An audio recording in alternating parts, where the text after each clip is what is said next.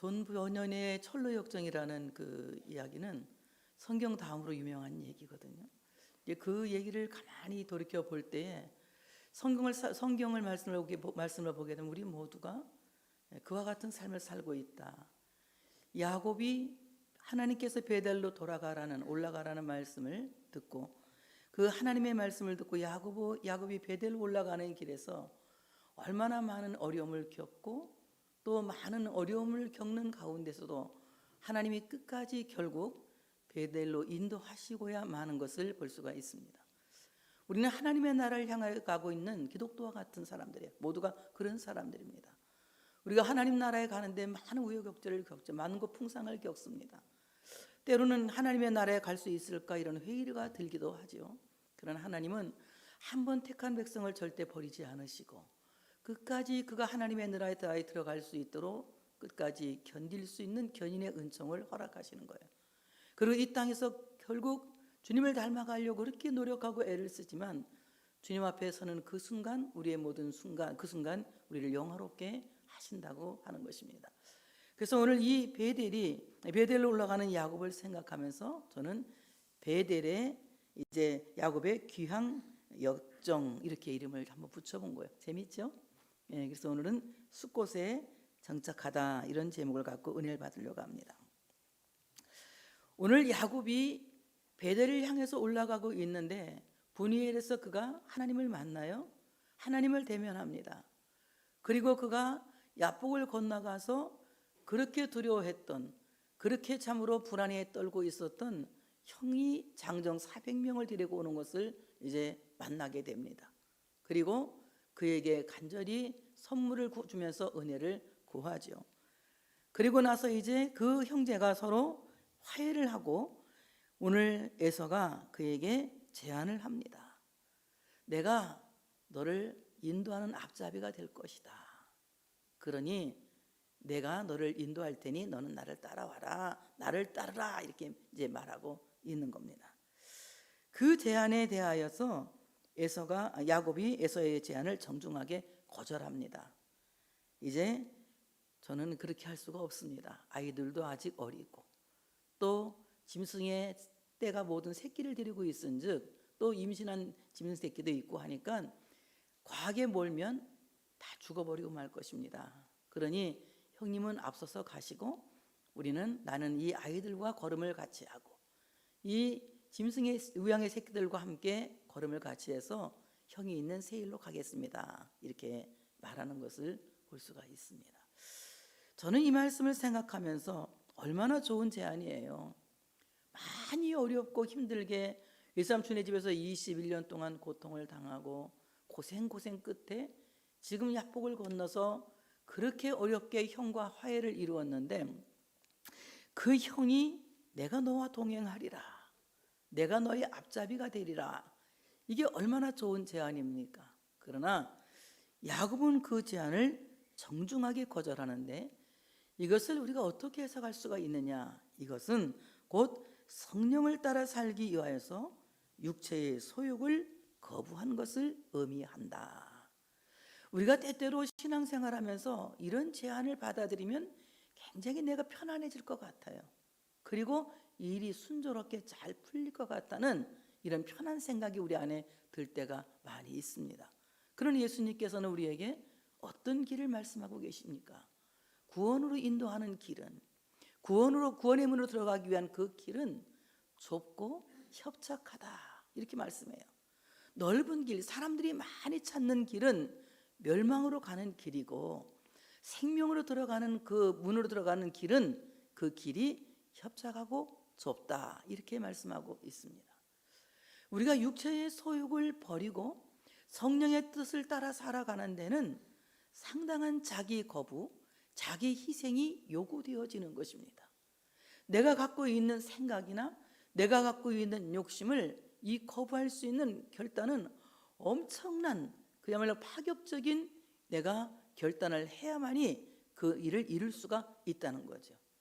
그래서 우리 안에 정말 내가 성령을 따라 사는 삶, 성령의 사람이 된다는 것은 그렇게 만만하지가 않습니다. 왜냐하면 거기에는 엄청난 대가가 약속되어져 있기 때문에 그렇습니다. 성령으로 사는 삶, 영으로 사는 사람은 결국 하나님이 삶과 평안을 주시지만 육체를 따라 사는 사람은 그 마지막이 멸망이 될 수밖에 없기 때문에 그렇다는 거죠. 그래서 우리가 육신대로 살면 반드시 죽지만 영으로 살면 산다고 말씀하고 있습니다. 오늘 참으로 야곱이 형의 제안을 거절했다 이 말은 나는 육체의 소욕을 따라서 편안한 길보다는 성령의 뜻을 따라서 힘들고 어려운 고난의 길이라 할지라도 그 길을 가겠습니다 라는 신앙 고백이라고 말할 수가 있어요. 우리가 신앙으로 산다는 것이 그렇게 만만하지 않아요. 쉽지가 않습니다. 여러분이 한번 생각해 보세요. 신앙으로 사는 것이 마냥 행복하기만 합니까? 하나님이 나를 웃게 하시니 웃는 것이고 하나님이 나를 행복하게 하시니 행복한 것이지, 결국 내가 신앙으로 산다고 하는 것은 정말 인간의 눈으로 바라봤을 때는 행복한 것이 아니라 고난의 연속인 거예요. 원수를 위해서 참아줘야 되고 원수를 사랑해야 되고 나를 대적하는 자를 축복해야 하는 이 역으로 나가는 역사랑을 어떻게 인간의 힘으로 감당할 수가 있겠어요? 나를 미워하는 자를 사랑하는 역사랑은 하나님이 그렇게 하게 하셔야만이 할 수 있는, 하나님의 능력이 개입되어야만이 할 수 있는 참으로 은혜라고 하는 것입니다. 내가 결국 사람을 사랑하게 되는 것도 하나님의 능력이 내게 개입되기 때문에 사람을 사랑하게 되는 것이고, 사람을 용서하는 것도 하나님의 능력이 내게 개입되기 때문에 용서하게 되는 거예요. 내 감정이 나를 사로잡을 때는 용서가 필요 없습니다. 화해가 필요 없죠. 그러나 하나님이 그렇게 하시면 그렇게 되더라는 거예요. 지금까지 제가 세상을 살면서 내가 항상 선택하는 것은 내 중심이에요. 내 중심, 내 마음대로, 내 뜻대로 결정하고 내 뜻대로 내가 원하는 길을 가기도 합니다. 그러나 하나님은 그 길을 막기 위해서 여러 방법을 동원하세요. 나에게 말할 수 없는 많은 시련과 고통과 역경을 주면서 내가 갖고 있는 그런 생각들을 결국은 포기하게 하시고 하나님의 뜻에 순종하여 대적을 위해서 기도하게 하시고 원수를 사랑하게 하시고 나를 미워하는 자를 축복하게 하시더라는 거예요. 이것은 하나님의 능력이 내게 그렇게 개입하기 때문에 그렇게 되었다는 것입니다. 오늘 야곱이 에서의 제안을 정중하게 거절하는 것은 그는 성령을 따라 살기 위하여 육체의 소욕을 거스리는 성도의 참으로 성도를 표상하고 있다, 이렇게 말씀드릴 수가 있는 것입니다. 갈라디아 5장 16절에 이렇게 말씀해요. 너희는 성령을 따라 행하라. 그리하면 육체의 욕심을 이루지 아니하리라. 성령을 따라 행하라, 이 말은 무슨 말이냐면 너는 성령에 의하여 계속하여 걸으라 이겁니다. 내가 걷고 있는 이 걸음이 날마다 성령의 인도를 따라서 계속하여 걸어라. 오늘 걷고 다 걸었다고 안도하지 말고 오늘 걸었어도 내일 또 걷고 내일 걸었어도 모레 또 걷고 주님 앞에 서는 그 순간까지 계속하여 걷는 자가 되라. 바로 성령을 따라서 한다는 것은 계속하여 성령님과 동행하는 거예요. 성령님과 함께 걷는 것입니다. 그러므로 내가 성령을 따라 산다고 하는 곳에는 절대로 주님이 나를 버려두지 않으세요. 성령을 따라 사는 사람은 주님께서 늘 그와 동행하시는데 나를 고아와 같이 버려두지 않으시고 과부와 같이 버려두지 않으시고, 마치 고아가 아무것도 의지할 것 없는 고아가 막강한 후견인이 생기면 그 후견인 때문에 힘이 생기는 것과 마찬가지로 고아 같은 나에게 성령님은 막강한 후견인 되셔서 나를 그의 옆구리에 끼시고 나를 도우시고 나를 보호하시고 나를 가르치시고 나를 이끄신다는 거예요. 그러니까 우리가 성령을 따라서 지속적으로 걸어가는 사람이 되어져야 된다. 멈추지 말라. 계속해서 걸어가라. 다 된 것은 아무것도 없다. 우리가 이 땅에 사는 순간 정말 다 된 것은 마침표는 언제 찍느냐? 주님 앞에 서는 날 찍는 거예요. 여기선 지금 마침표를 찍는 게 아니에요. 때로는 우리가 쉼표를 찍을 수도 있고 하겠지만 마침표는 주님 앞에서 서는 그 순간 찍는 것이지 되는 것은 아무것도 없는 것입니다. 그래서 어떻게 말씀합니까? 된 줄로 생각하는 자여, 네가 믿음에 있는가 너 자신을 확증하라. 정말 내가 됐다고 생각하고 나 자신에게 마침표를 주는 인간이 되어서는 안 된다. 항상 내가 믿음에 서 있는지를 확증해 보고 살펴보고 내가 지금도 성령님과 함께 동행하고 있는지를 살펴볼 수 있어야 된다.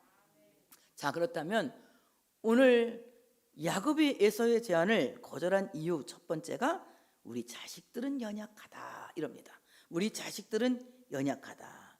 여러분, 에서는 연약한 자를 돕는 자가 아니라 연약한 자 위에 군림하는 자예요.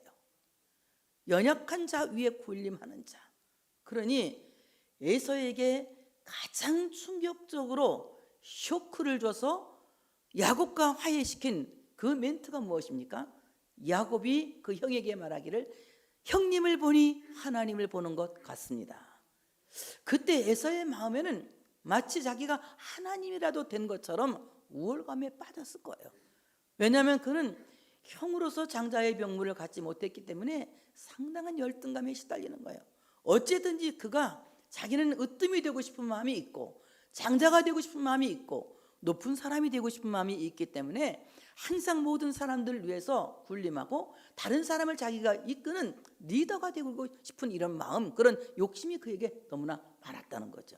그러니까 오늘 그는 리더가 될 자격이 없음에도 불구하고 항상 리더가 되고 싶은 마음이 있어요. 좋은 리더십이 없음에도 불구하고 리더가 되고 싶은 마음이 있는 겁니다. 그런데 기도하는 야곱은 그것을 너무나 잘 알고 있는 거예요. 자기의 연약한 자식들을 형에게 맡기면 형이 자기 자식과 자기의 가족을 리더하면 분명히 힘든 상황이 올 것이라는 걸 알고 있는 거예요. 그래서 그는 누구를 의지하게 됩니까? 성령의 인도를 의지하게 되는 겁니다. 성령님은 연약한 자의 도움이 되신다. 이 연약한 아이들에게 의해서는 도움이 될 수 없지만 성령님은 연약한 아이들에게 도움이 되신다. 로마서 8장 26절에 말씀하세요. 이와 같이 성령도 우리의 연약함을 도우시나니. 성령님이 우리의 연약함을 도우신다. 우리는 마땅히 기도할 바를 알지 못하나 오직 성령이 말할 수 없는 탄식으로 우리를 위하여 친히 간구하시느니라. 여러분, 정말 내가 얼마나 연약한지 기도할 것 어떻게 기도해야 될지 기도줄도 잡지 못하는 사람들이에요.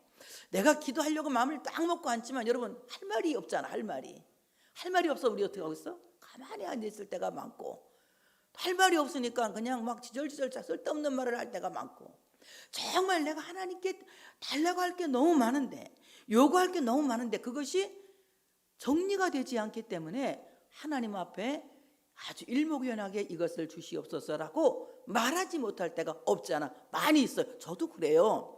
그런데 그럴 때마다 제가 기도하죠. 제가 기도하기 어려우니 성령님 나의 기도를 도와주시기를 원합니다. 이렇게 기도드려요.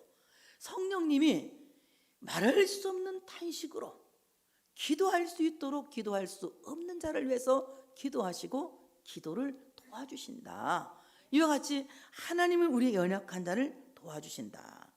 여러분, 도움받지 못하는 사람처럼 불행한 사람이 없어요. 하나님께서 천지 만물을 창조하시고 뭐라고 말씀하셨어요? 보시기에 심히 좋았더라. 보시기에 좋았더라. 보시기에 좋았더라.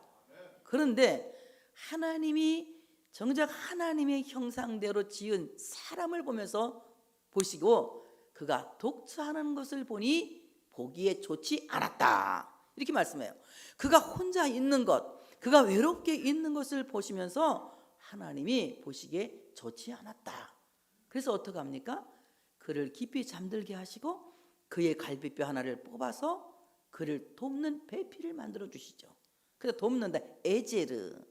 돕는 배필을 적극적으로 하나님처럼 돕는다는 거예요. 하나님처럼. 그래서 아내는 남편에게 하나님처럼 돕는 자예요. 그래서 어떻게 합니까? 아내를 제 몸처럼 사랑해야 되는 거죠. 이와 같이 정말 하나님처럼 돕는 배필을 만들어 주셔서 오늘 이 아내의 도움으로 남자는 인간다운 인간으로 완성되어지는 거예요. 왜냐하면 갈비뼈가 하나 뽑혔기 때문에 혼자는 완성되지 못한 갈비뼈 장애인이야. 뭔 장애인? 빨리 말해봐. 뭔 장애인? 이거 갑자기 나온 말이니까 여러분 명언이야. 남자는 뭐다? 혼자 있으면 갈비뼈 장애인이다. 그런데 하나님이 그 갈비뼈 하나를 뽑아서 그냥 아름다운 여자를 만드셨어요. 그리고 그를 돕는 자로 세우신 겁니다. 그러니 어떻습니까? 그 여자를 통해서 뽑혀진 갈비뼈가 완전하게 채워져서 장애가 없어지는 거예요. 그러니까 남자는 혼자 살면 늘 하는 짓마다 이상한 짓 하고 일만 저지르고 다녀요. 근데 일을 저지르려고 하면 누가 개입을 해요? 갈비뼈 하나가 개입을 하죠. 말 조심하라고, 그렇게 살지 말라고, 당신은 왜 그렇게 하느냐고 막 잔소리하고 막 그러잖아요. 그 갈비뼈 하나가 개입하면 되게 남자들은 여자 말을 잘 들어. 그래서 그런 말이 있어. 남자는 세상을 정복하고 세상을 정복하는 남자를 누가 정복한다? 여자가 정복한다. 이런 말이 있어. 대부분 남자들은 여자 말을 잘 들어. 그러니까 어때요? 그 도움을 받아들이는 거야. 그 도움을 받아들이면서 한 인간으로서 완성되어지는 것이다. 그래서 정말 누가 봐도 정말 훌륭한 사람이야. 저 사람 훌륭한 사람이야. 되게 남자들 보고 훌륭한 사람이라고 말하잖아요. 훌륭한 사람이야. 대단한 사람이야. 이렇게 말하잖아요. 그 대단한 사람 뒤에는 분명히 여자가 있어요. 누가 있느냐? 보필하는 아내가 있고 기도하는 어머니가 있고, 이렇게 그 돕는 자들이 있기 때문에 정말 훌륭한 사람이 될 수가 있는 거죠. 이와 같이 하나님께서는 연약하여서 도저히 훌륭하게 될 수 없는 우리들을 도우시는데 성령님을 통해서 우리를 도우셔서 보시기에 좋았더라. 그것도 심히 좋았더라. 이렇게 우리를 바꾼다고 하는 사실을 믿으시기를 축복합니다.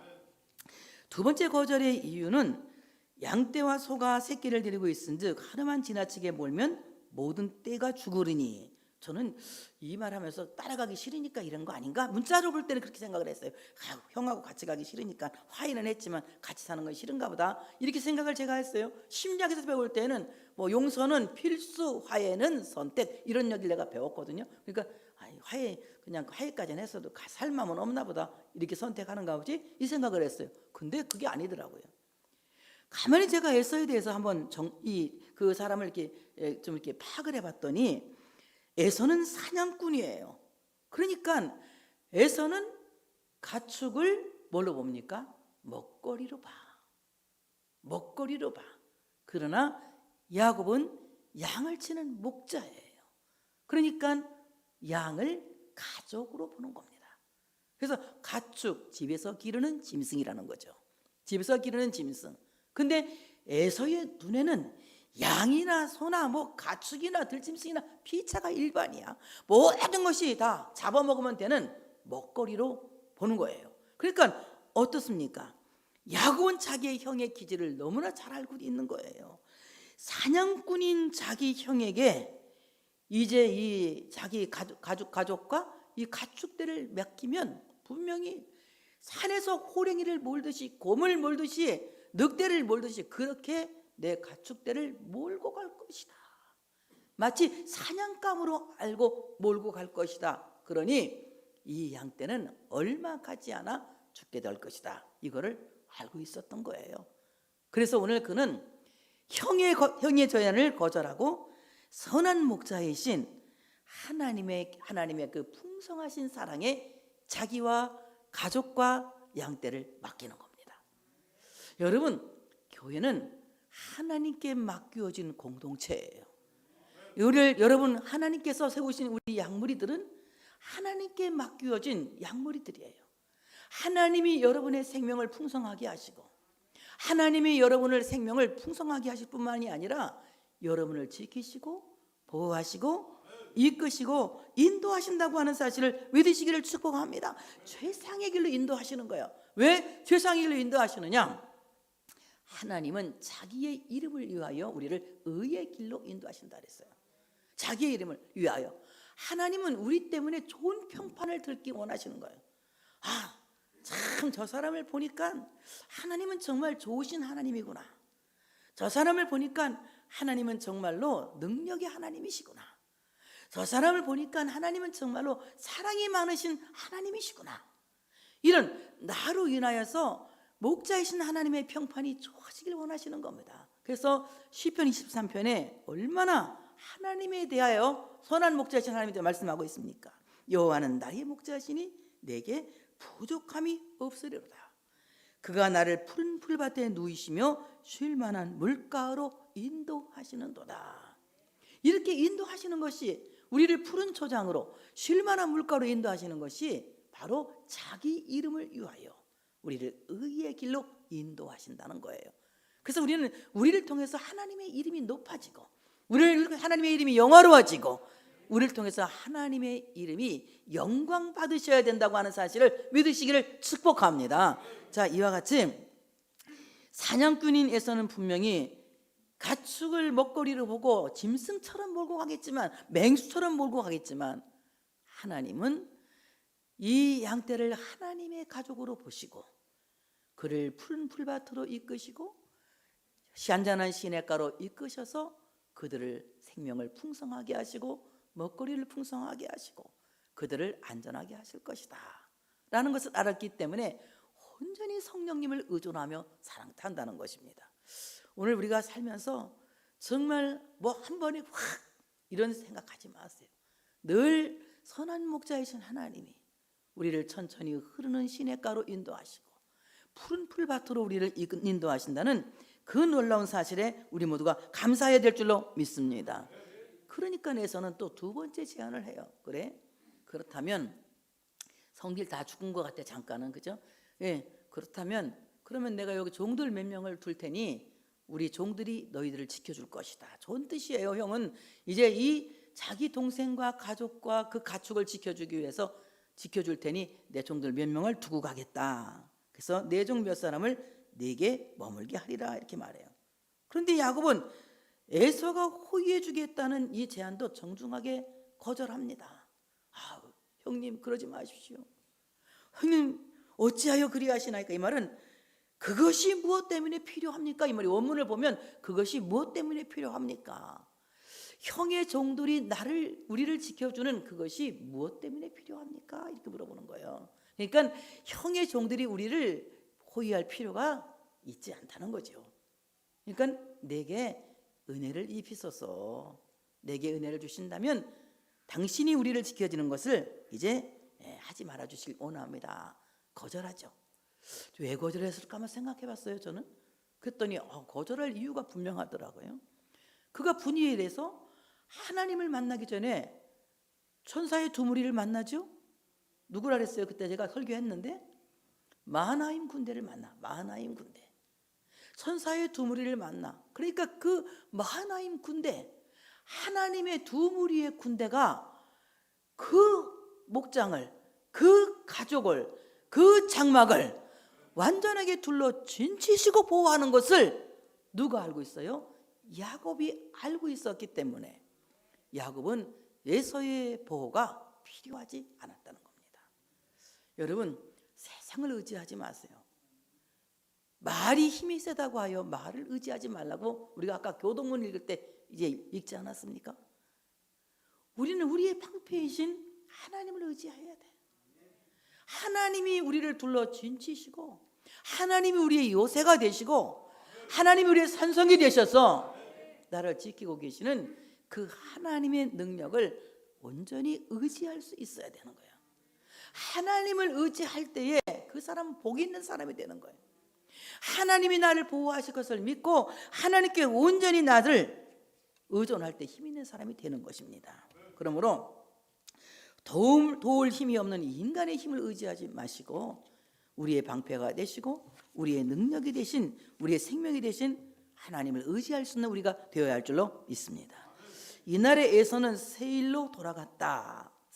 세일은 사냥하기에 좋은 사냥터라고 하는 이 들녘입니다. 그러니까 오늘 하나님께서 에서에게는 그래도 살아날 수 있는 기업을 주셨어요. 그것이 바로 세일 땅이라고 하는 곳입니다. 그는 세일로 돌아갔다. 하나님께서는 사냥꾼 에서에게 바로 이 사냥터와 같은 세일을 기업으로 주셨고, 야곱에게는 젖과 꿀이 흐르는 복지, 가나안 복지의 땅을 야곱에게는 기업을 주셨어요. 그러니 돌아갈 기업이 전혀 방향이 다른 곳이에요. 에서가 돌아가는 곳은 사냥터, 야곱이 돌아갈 곳은 젖과 꿀이 흐르는 땅. 돌아가야 할 방향이, 목적지가 전혀 다르지 않습니까? 그러니까 우리가 지금 살아가고 있지만 우리의 목적지는 믿지 않는 사람과는 전혀 다르다. 전혀 다르다. 우리 조정남 권사님이 나한테 매일 얘기해줘. 돌아갈 방향, 목적지가 다르다고. 예수 믿는 사람은 천국 가고 안 믿으면 지옥 간다고 맨날 이 얘기를 해주거든요. 그래요. 우리 목적지가 정말 달라요. 바로 에서가 돌아갈 곳은 사냥터 세일이에요. 그러나 오늘 하나님은 야곱에게 젖과 꿀이 흐르는 가나안 땅을 기업으로 주셨기 때문에 그가 돌아갈 곳은 바로 가나안 땅이다. 바로 베델이다. 신명기 2장 4절부터 5절에 이렇게 말씀합니다. 너는 또 내 백성이 명령하여 이르기를 너희는 세일에 거주하는 너희 동족 에서의 자손이 사는 지역으로 지날진대 그들이 너희를 두려워하리니 너희는 스스로 깊이 삼가고 그들과 다투지 말라. 그들의 땅은 한 발자국도 그들의 땅은 한 발자국도 그들의 땅은 한 발자국도 너희에게 주지 아니하리니. 하나님이 에서에게 준 세일 땅은 한 발자국도 하나님이 택한 선민에게 주지 않겠다는 거예요. 한 발자국도 너에게 주지 아니하리니 이는 내가 세일산을 에서에게 기업으로 주었음이니라. 세일은 에서에게 준 기업이지, 사냥터는 에서에게 준 기업이지 하나님의 백성들에게 준 기업이 아니다. 하나님 백성들에게 준 기업은 젖과 꿀이 흐르는 가나안 땅, 바로 하나님을 만났던 바로 그 베델이 하나님이 주신, 우리에게 주신 땅이라고 하는 사실을 믿으시기를 축복합니다. 근데 그가 베델로 돌아가는 길에 여러 가지 유혹을 받는 거예요. 지금 가장 편안한 길을 가도 되는 이런 형의 제한을 받지만, 이때만 해도 야곱이 분이엘에서 하나님 만난 지가 얼마 안 돼가지고 성령 충만하니까 탁 멋있게 식별을 해가지고 거절을 합니다. 그런데 오늘 야곱이 베델로 돌아가면서 숫곳이라고 하는 곳에 가게 되거든요. 숫곳에 가서 그가 이제 거기서 집을 짓고, 자기를 위해서 집을 짓고 그의 가축을 해서 우리간을 지었다. 그래서 그 땅 이름을 숫곳이라 부르더라, 이렇게 말하고 있거든요. 오늘 숫곳에 이르러서 야곱이 한 것이 무엇이냐? 자기를 위해서 집을 짓고 자기 가축을 위해서 우리간을 지었다. 여기 하나님이 쏙 빠졌어요. 자기를 위해서, 자기 중심으로 사는 거예요. 자기를 위하여서 집을 짓고, 이 숫곳이라고 하는 말은 오두막이라는 뜻이거든. 오두막. 그런데 이것을 말하면, 직역하면 자기를 위하여서 자기 중심의 오두막을 짓고, 자기 가축을 위하여 바로 물질 중심의 이 갈대나 풀잎으로 만든 우리간을 숫곳에 지었다, 이겁니다. 그러니까 오늘 야곱이 조금 전까지만 성령 충만해서 형의 제안을 거절하고 나는 성령님의 뜻대로 살겠습니다, 주님 뜻대로 살기로 했네, 주님 뜻대로 살기로 했네, 주님 뜻대로 살기로 했네.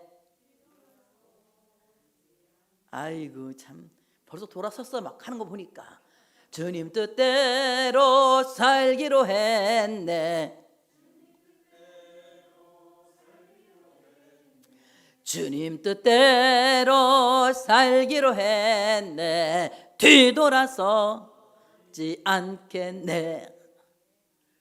조금 전까지 성령 충만할 땐 뒤돌아서지 않겠네, 성령님만 따라 살겠네, 이렇게 했는데, 근데 너무 피곤했어. 너무 오다 보니까 막 외삼촌의 집에 도망치듯이 나왔지. 외삼촌이 추격해서 또 만나서 막 그냥 뭐 드라비 훔쳐왔네 어쩌네 해서 막 사건이 일어났지. 또 그냥 마하나임 군대 만나서 그냥 거기서 또 막 벌벌 떨다가 또 거기서 하나님의 위로를 받았지. 분이엘에서 하나님 만나는 과정에서 얼마나 무섭다가 하나님을 만났어요. 그리고 형 만났지. 형 만나서 뭐 여러 가지 제안하고 형은 돌아가고 나니까 피곤한 마음이 생기지 않았겠어요? 그러니까 그가 좀 쉬었다 가야 되겠다. 쉬었다 간다고 한 게 그냥 눌러 살게 된 겁니다. 잠깐 쉬었다 가야지 한 게 눌러 살게 된 거예요. 우리가 기도 잠깐 쉬어야 하다가 보면 아예 눌러서 기도 안 할 때가 있거든요. 절대 기도를 쉬는 죄를 범해서는 안 된다. 항상 기도해야 돼. 쉬지 말고 기도해야 돼. 기도는 쉬면 기도 하나로 사는 것을 눌러 살게 되는 거예요. 이렇게 숲곳에 머무는 것처럼. 그래서 오늘 자기를 위하여 집을 지었다, 이 말은 자기 중심의 오두막을 지었다. 자기 가축을 위하여 우리간을 지었다. 그거는 뭐 짐승은 뭡니까? 자기 재산이잖아요. 자기 재산 축적을 위하여서 갈대나 풀잎으로 우리간을 엮어서 만들었다, 이 말입니다. 그래서 오늘 정말 자기 중심의 사람으로 그가 완전히 영적 침체에 빠지게 된 겁니다. 오늘 아주 분주하고 격동적으로 밧다람에서 출라반해요. 외삼촌이 출라반합니다. 그리고 그 출라반한 야곱이 너무나도 그냥 막 힘겹게 여기까지 오고 보니까 지금까지 지나온 거 주의 크신 은혜라 찬송은 열심히 불렀는데 그냥 잠깐 쉬었다 가면 어떠리 하고 쉼표를 찍는다는 것이 그냥 너무 길게 찍게 되는 거예요. 그래서 아주 거기서 이제 머물러 살게 된 것입니다.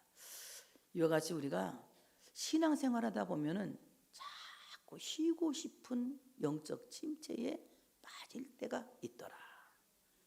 이 영적 게으름이라고 하는 것은 얼마나 무서운지 몰라요. 그래서 우리가 이 영성에서는요, 게으름, 영적 게으름이라는 것을 굉장히 우리가 경계해야 될 대상인 거예요. 내가 좀 쉬었다 가야지, 조금 더 쉬었다가 해야지, 잠깐만 머물러야지 하는 이 영적 게으름은 우리가 늘 경계하고, 그런 것이 오면 막 박차고 일어나서 다시 깨어나야 된다는 거예요. 그래서 이 영적 게으름이라고 하는 것이 참 무서운 거예요. 그 다음에 두 번째는 영적 어정뱅이, 이게 어중된 이 어중간, 영적 어중간이라고 하는 이 참 괴물이 너무나 무서운 거예요. 어중간하게 그냥 이 신앙생활을, 이건 뭐 회색인지 검정색인지 모르는 막 그냥 이런 사람들이 있잖아요. 근데 그것을 누가 경계했어요? 여호수아가 경계한 거예요.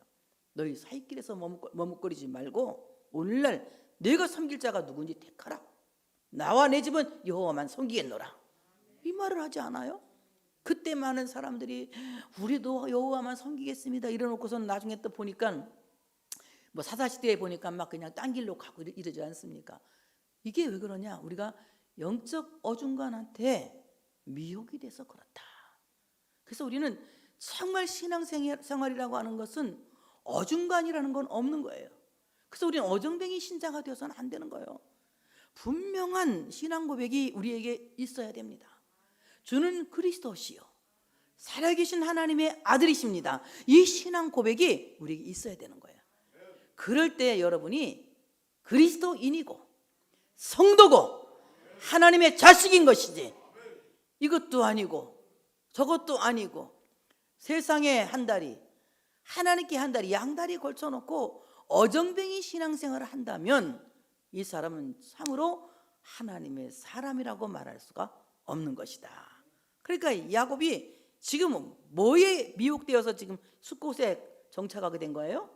어정뱅이, 어중간, 미스터 어중간이라고 그러더라고. 뭐 영성하시는 목사님들은 남자인가 봐, 막 미스터 어중간이가.